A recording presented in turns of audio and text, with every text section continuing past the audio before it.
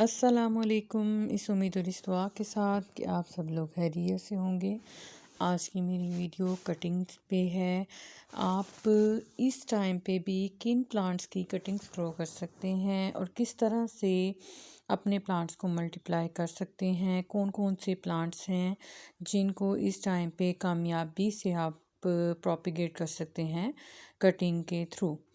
तो इस वीडियो में मैरीगोल्ड की कटिंग लगाना सिखाऊंगी आपको, और उसके अलावा एनुअल डेज़ी और कॉस्मोस की कुछ वैरायटीज़ की कटिंग जो है वो इस टाइम पे कामयाबी से ग्रो कर सकते हैं। इस टाइम आपको मैं वीडियो में कटिंग ग्रो करना सिखाऊंगी विद रिज़ल्ट और 100% रिज़ल्ट के साथ। और ये देखें मेरा क्रैनबेरी हिबिस्कस जो आप सबको बहुत ज़्यादा पसंद आ रहा था ये प्लांट। इसकी छोटी सी एक कटिंग जो है मैंने इस छोटे से पॉट में ग्रो की थी, और इस पर फ्लावर भी एक आ गया है और आपको शायद रूट्स भी इसमें विजिबल हो रही होंगी।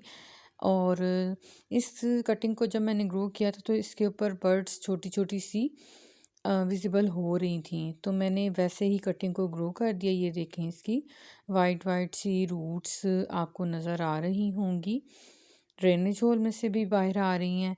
तो मैंने छोटी सी कटिंग विद बर्ड्स इसकी ग्रो कर दी थी, और उसको मैंने सुबह की कोई 3-4 घंटे की जो सनलाइट है धूप उसमें रख दिया था।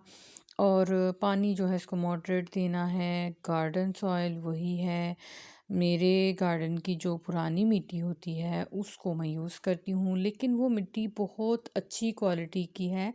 मतलब उसमें मैंने कोई कंपोस्ट वगैरह खाद वगैरह फ़िलहाल तो ऐड नहीं की थी। सिर्फ ये है कि आपकी सॉइल का पोरस होना बहुत ज़रूरी है।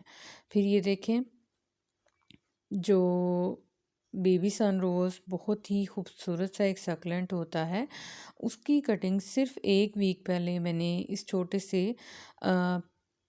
वेस्ट मटेरियल आप कह सकते हैं, डिस्पोजेबल ग्लास है, उसमें मैंने ग्रो की थी। तो ये क्रैनबेरी हिबिस्कस जो है बहुत इजी टू ग्रो है। कटिंग से सिर्फ 1-2 वीक में इस रूट्स अच्छे से ग्रो हो जाती हैं। तो इस टाइम पे तो इस पे फ्लावरिंग भी हो रही है। फ्लावरिंग के बाद इसमें सीड पॉड्स भी बनेंगे।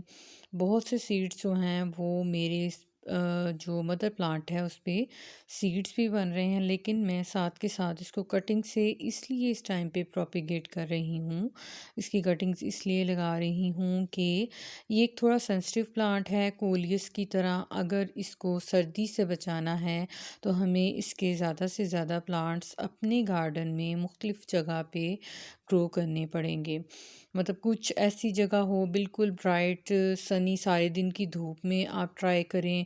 कुछ ऐसी जगह हो जहाँ पे ऊपर शेड हो, डायरेक्ट फ्रॉस्ट ना पड़े इन कटिंग्स पे। तो जितने ज़्यादा प्लांट्स होंगे उतना ही प्लांट्स के नेक्स्ट ईयर के लिए बचने के चांसेस होंगे।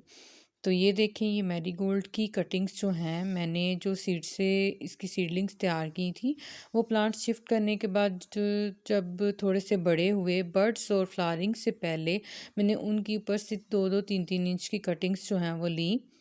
एक एक लीफ नोट जो है वो हटाया, और इस पानी की बॉटल में मैंने इनको डाल दिया। और इतनी ज़्यादा कटिंग्स इसमें मैंने डाल दी थी, और अब जो है मुझे लग रहा है कि इन कटिंग्स को बाहर निकालना काफ़ी मुश्किल होगा। बहरहाल मैं इसको बाहर निकाल के भी आपको दिखाती हूँ कि सारी कटिंग्स जो हैं वो अच्छे से ग्रो हो गई हैं। ये दूसरा वाला जो प्लांट है ये है एनुअल क्रिसेंथेमम, जिसको डेज़ी भी कहा जाता है। मैं फ्लावर की पिक्चर साथ लगा दूँगी, शो कर दूँगी आपको कि कौन सा प्लांट है। इसकी सीडलिंग मैंने बनाई थी, और जब प्लांट शिफ्ट किए तो प्लांट्स के फ्लावर पे आने से पहले मैंने इसकी 3-3 4-4 इंच की छोटी छोटी कटिंग्स जो हैं वो ले ली, और सेम उसी तरह मैरीगोल्ड की तरह इसकी कटिंग्स भी पानी में ग्रो करती हैं। और ये है कि तीसरे चौथे दिन आपको पानी चेंज करना पड़ता है ताकि फंगस ना एक्टिव हो, और फ्रेश वाटर में कटिंग ज़्यादा अच्छी और हेल्दी ग्रो होती हैं। तो ये देखें, ये एक वेस्ट प्लास्टिक की बॉटल है। इसमें मैंने काफ़ी ज़्यादा कटिंग्स जितनी मतलब इसमें आ सकती थी उतनी कटिंग्स मैंने इसमें ग्रो कर दी। ये जो हैं 3 किस्म के 3 शेड के डबल मैरीगोल्ड प्लांट जो होते हैं, पिछले साल शायद आपने मेरी वीडियोस में देखा हो, मैंने सीड से ग्रो करना भी मैरीगोल्ड जो है वो सिखाया था आपको, और अब कटिंग से भी। तो कटिंग से ये है कि अगर आप नर्सरी से एक प्लांट सिर्फ मैरीगोल्ड का लाते हैं तो उसको आप आराम से बहुत से प्लांट्स उससे बना सकते हैं। कटिंग के ज़रिए भी ग्रो हो जाता है, और कटिंग से जो प्लांट हम तैयार करेंगे उस पे फ्लावरिंग बहुत जल्दी होती है। सीड से ग्रो किए हुए प्लांट्स की निस्बत इन प्लांट्स में फ्लावरिंग बहुत जल्दी होगी।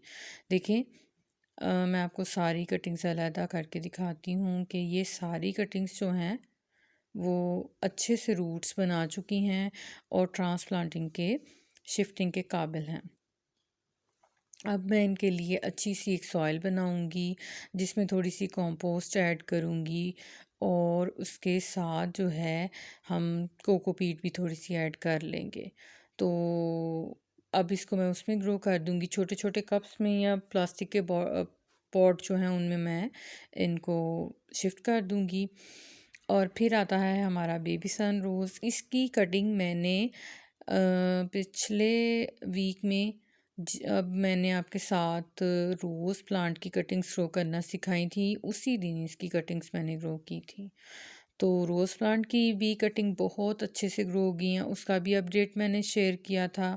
ये मेरा जो बेबी सन रोज़ का मदर प्लांट है, देखिए इसमें कुछ लीव्स अब येलो होके ड्राई हो रहे हैं, क्योंकि ये इसका थोड़ा सा कह सकते हैं डोरमेंसी का टाइम है, लेकिन इस टाइम पे इसकी कटिंग्स आप ग्रो कर सकते हैं। तो गार्डनिंग जो है वो एक्सपेरिमेंट्स का नाम है। आप गार्डनिंग में थोड़ा थोड़ा एक्सपेरिमेंट भी करते रहें। अगर आपको किसी प्लांट की कटिंग लगानी भी है तो थोड़ी सी ज़रूरत से ज़्यादा जो है कटिंग्स उनको ग्रो करें। बिल्कुल थोड़ी सी एक आध कटिंग लगाएंगे तो उसके 50-50 चांसेस होते हैं। अगर आपको 2-4 प्लांट्स चाहिए तो कम से कम 8-10 कटिंग्स ग्रो करें। इसी तरह ये देखें, विंका का इतना खूबसूरत ये कलर है, इसकी भी मैं कटिंग ग्रो कर चुकी हूँ। फिर उसके बाद जो क्रिसेंथेमम गुलेदाउदी हैं, उनकी हर तरह की वैरायटीज़, वो चाहे डवार्फ हों या कि लॉन्ग वाली वैरायटीज़ हों, उनको आप इजीली प्रोपेगेट कर सकते हैं कटिंग से।